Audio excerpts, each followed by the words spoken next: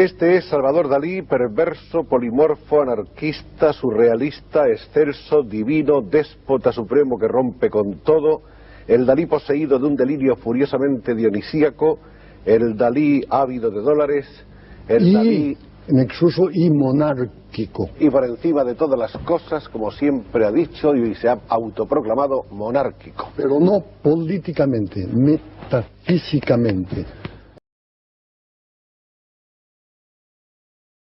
No estaría dispuesto. Cada día soy más antidaliniano. A medida que me admiro más, encuentro que soy una real catástrofe. Lo he dicho muchas veces, si hubiera 2000 Picassos, 30 Dalís, 50 Einsteins, pues el mundo sería prácticamente inhabitable. Pero que nadie se espante, no los hay.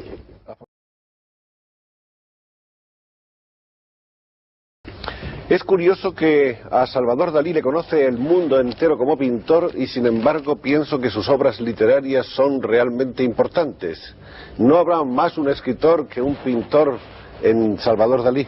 Mi padre, que era notario pero que tenía una cierta afición a las artes, decía que soy mucho mejor escribiendo que pintando. Y seguramente es verdad, porque los pintores somos muy burros en general. En cambio, los escritores son mucho más inteligentes. Y si yo fuera menos inteligente, pues indiscutiblemente pintaría mucho mejor.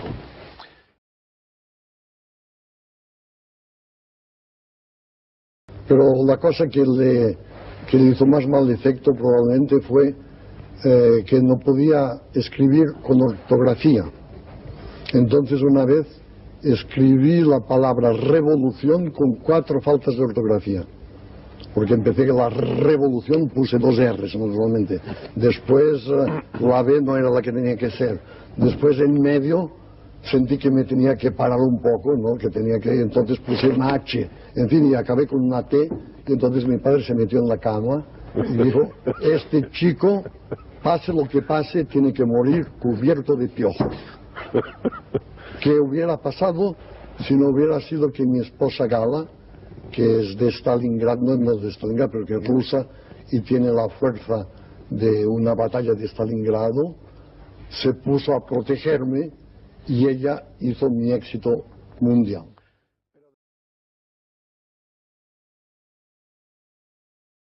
Las cosas que vemos están en nuestra alma, no están en las cosas.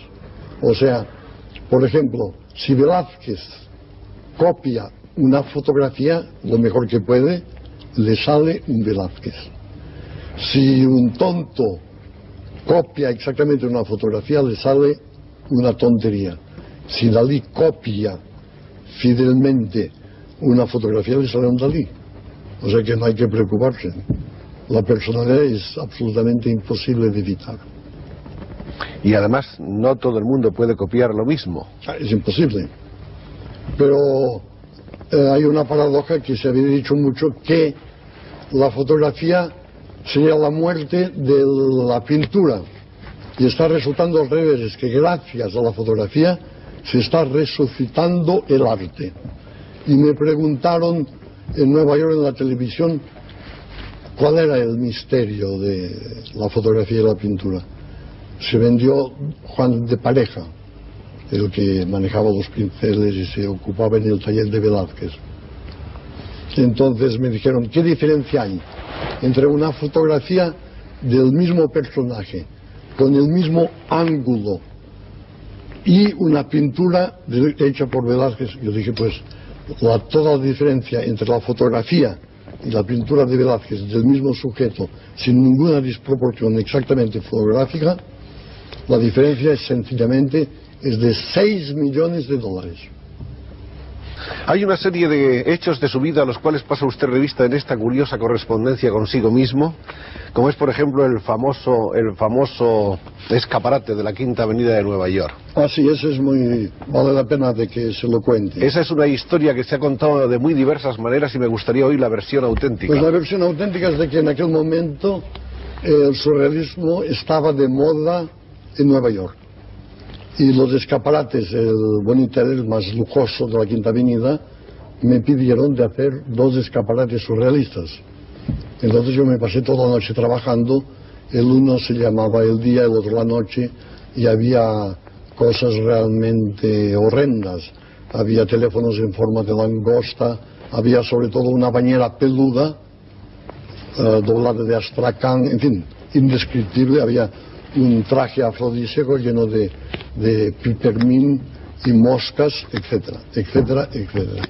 Entonces yo muy contento. El día siguiente voy a ver el resultado, veo que me han cambiado el escaparate. Entonces pido qué ha pasado, dice que había demasiado gente que lo miraba y que lo han tenido que... El éxito era excesivo. Lo excesivo, como siempre. Entonces yo dije que lo tenía que volver a poner, que sí, que no hablaba inglés, que me habían ya pagado mi cheque, que no tenían para qué cambiar nada. Entonces me se ocurrió una cosa, entrar en los 2 escaparates y a patadas rompí todos los maniquís y después cogí la bañera peluda, y la quise volcar para dejar inutilizable el escaparate con el agua que había, pero la bañera rompió el cristal, un inmenso cristal, y entonces... Y salió a navegar por la Quinta Avenida. Opté para saltar a través del cristal, que la policía que me cogió enseguida me dijo, eso es muy peligroso porque si se cae, después se cae un pedazo que me hubiera podido guillotinar fácilmente. Entonces Gala llorando, todo el mundo desesperado. Mi abogado llega y me dice, lo mejor es ir a la cárcel inmediatamente, porque conozco un juez que va a juzgar los delitos de esa tarde, que es muy buena persona. Entonces me metieron a las 8 de la tarde en una especie de jaula ignominiosa, toda llena de borrachos y de gente que me querían pegar, en fin. Y de pronto había un señor pequeñito con las manos llenas de sortijas. Me dice, yo soy de Puerto Rico y soy un gángster bastante conocido. ¿Y usted qué ha hecho? Yo dije, no he hecho más que romper una vitrina. Y dice, ¿en qué sector de la ciudad? Yo digo, en la Quinta Avenida. En la Quinta Avenida, usted es mi protegido. Cualquier que se acercaba a mí, patadas, me defendía como un león, porque me creía un gángster sublime. Y entonces pasé de eso a ser juzgado. Había el clásico juez con el pelo blanco, escuchó lo sucedido y dice, Dalí ha cometido un acto demasiado violento, ha roto un cristal que vale $60, lo tiene que pagar, pero todo artista tiene el derecho de defender la integridad de su obra hasta las últimas consecuencias y queda libre. Y la más clásica, porque hay siempre soy excéntrico y concéntrico, la más clásica es un día que fuimos a ver juntos con Jean Cocteau, que tenía mucho el esprit francés, el más refinado. Fuimos a ver juntos el Museo del Prado. Y al salir en el Ritz había una especie de conferencia de prensa y preguntaron a Cocteau, si se hubiera quemado el Museo del Prado, ¿qué hubiera salvado usted? ¿Qué se hubiera llevado usted? Yo ya vi lo que iba a decir porque era un plagio de una cosa de un griego.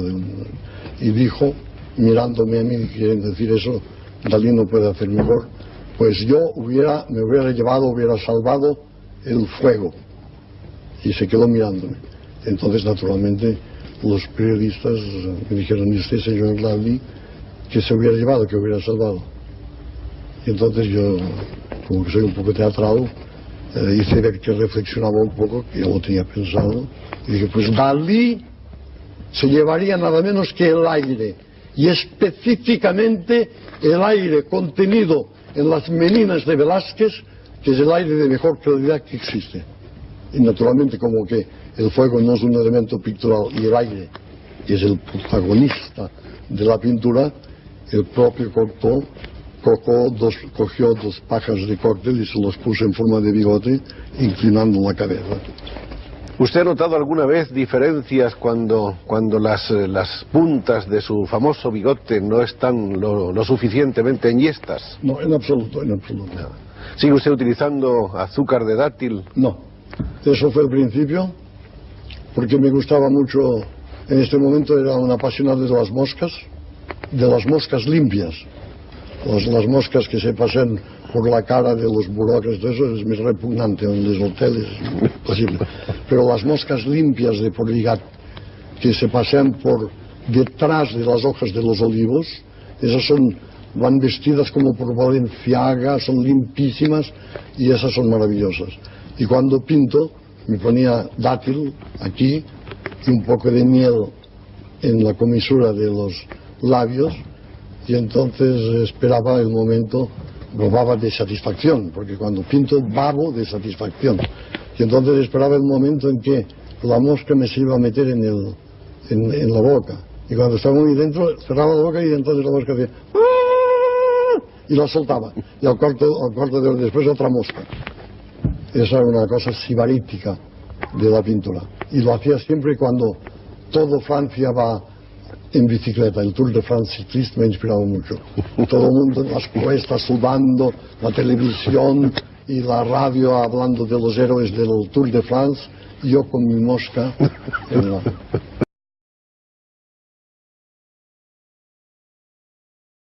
Y luego está la vieja historia de sus discrepancias con Picasso. Esto es absolutamente falso.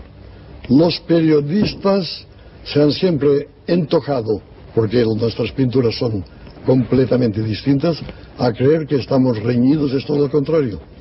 Picasso, que es un ser muy generoso, fue el único que me prestó dinero para irme a América.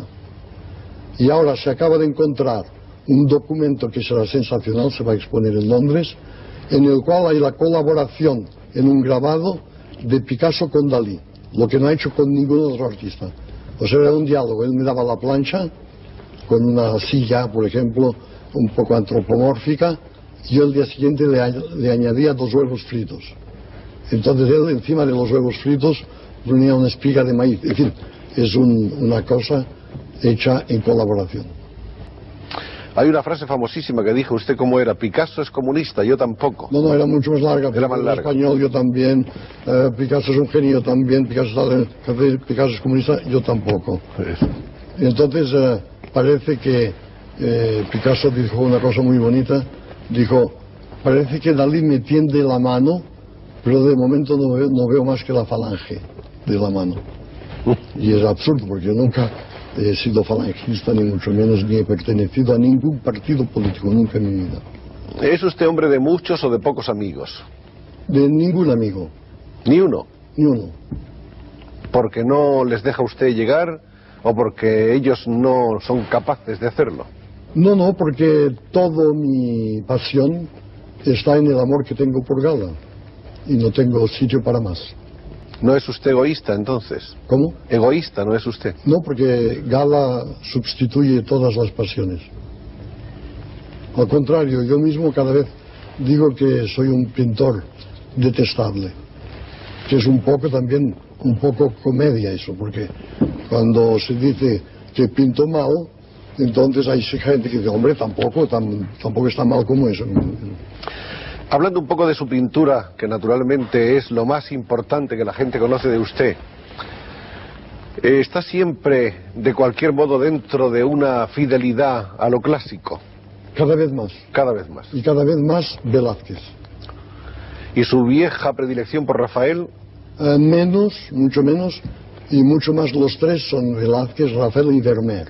Y naturalmente Velázquez es el genio supremo, y después viene el holandés, el Vermeer de Del, de la clínica. ¿Qué significa para usted ese anhelo de perfección técnica en su obra? Porque una vez un crítico dijo: el defecto de Dalí es de que es demasiado perfecto. Y entonces yo le respondí: la perfección no se obtiene nunca. Que es lo mismo que dijeron a Velázquez, le dijeron, el rey le dijo: parece que se dice mucho que usted no hace más que cabezas. Y después es un gran honor, porque en mi vida no he visto nunca una cabeza bien pintada. Y después le salió con Breda y con las meninas y con esos cuadros que realmente... Aparte de todos esos happenings que usted ha protagonizado en París y en tantas otras capitales del mundo, en las que ha hecho a lo mejor demostraciones de una gran velocidad pictórica, manejando pintura y pinceles y objetos más o menos surrealistas o abstractos y estrafalarios, la verdad es que tengo entendido que usted es más bien un pintor lento, meticuloso. Sí, como una pequeña cocinera. Yo cuando era pequeño quería ser, no cocinero, quería ser cocinera. Y ahora después quise ser Napoleón, después quise ser Dalí. Ahora quisiera ser Dalí, pero aún no lo soy. Pero soy una buena cocinera de la pintura al óleo. De sus años infantiles, ¿cuáles son los recuerdos más entrañables que conserva todavía, que tienen raíces en su corazón?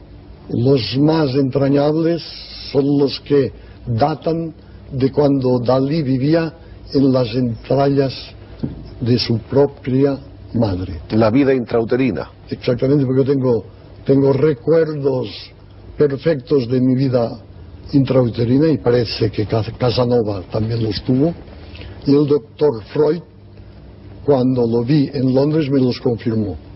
O sea, yo veía y veo unos huevos fritos maravillosos sin el plato, huevos en el plato sin el plato, con los bordes fosforescentes que se agrandan, que se encogen, que son realmente imágenes del paraíso perdido, que es el paraíso de antes de nacer.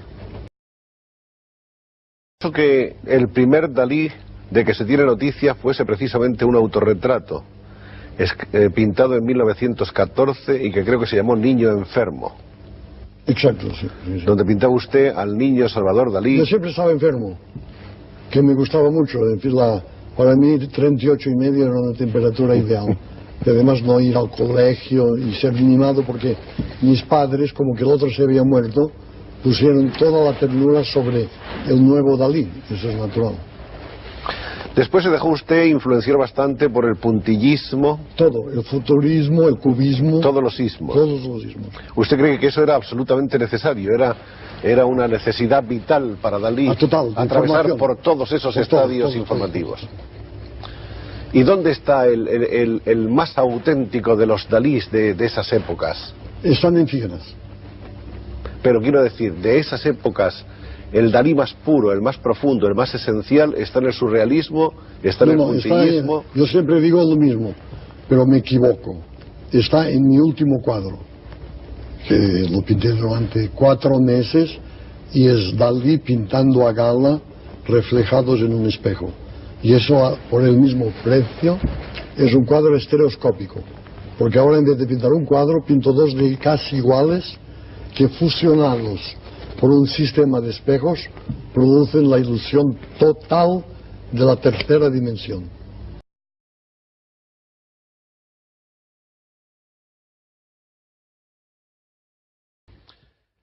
¿Usted sigue pensando todavía, quiero decir, los relojes blandos están todavía en vigor? Sí. ¿Hay alguna explicación filosófica para eso? Muy importante, pero que produjo un muy mal efecto cuando vinieron 3 jesuitas franceses y me dijeron: ¿por qué hace relojes blandos? Dijo: porque es la carne de Cristo, porque es como queso, como el camembert, la angustia del camembert del espacio. Y entonces se fueron un poco preocupados. Y al cabo de una semana me mandaron una carta que Fray Luis de León, nombrando los nombres de Cristo, lo compara al queso, a las virtudes de coagulación del queso. Entonces subí en prestigio en los jesuitas.